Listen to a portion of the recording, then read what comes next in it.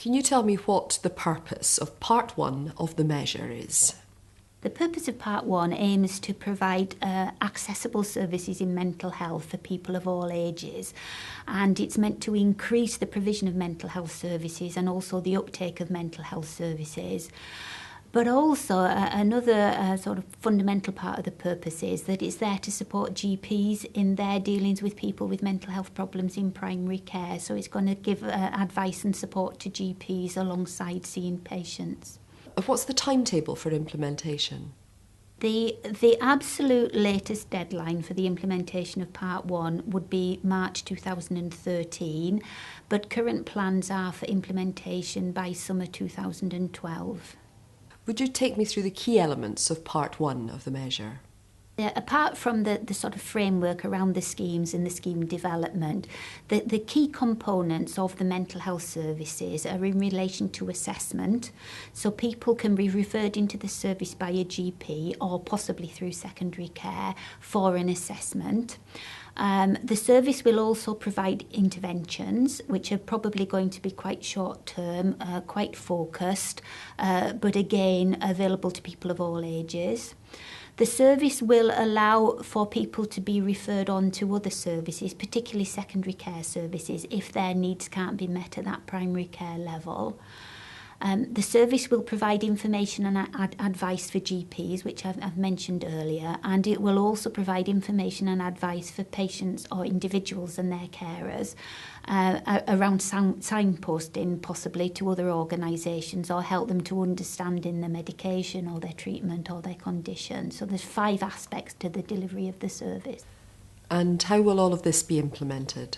The expectation is that these services are going to be provided either in or alongside primary care. So there's a real emphasis on getting them as close to primary care as possible, and that will help with the access issues. There's a national service model being developed which will set out expectations about what is to be delivered, but the actual how is going to be for local decision between local health boards and local authorities. Why the emphasis on localism? I think it's felt that they understand existing services and local services, and it fits very much with the sort of current structures for health and social services delivery across Wales. In different parts of Wales, there's different funding allocated for mental health provision. How will this be affected by the measure?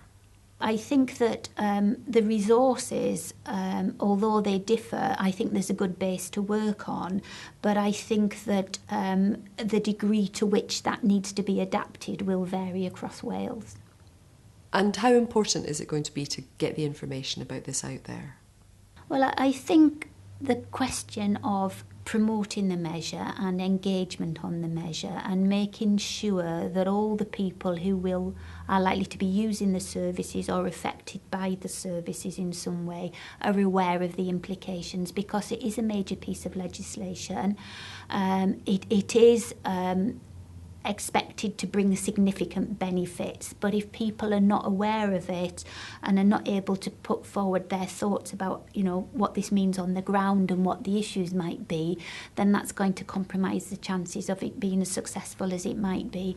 So I'm very keen that we spread the message far and wide, and I think that events such as these are really important in terms of getting the message across, but we're also looking at other routes, and when the local implementation leads are appointed, they will have a key role in engaging with partners locally to make sure that they're up to speed with A, the requirements, and B, what's happening locally to meet those requirements.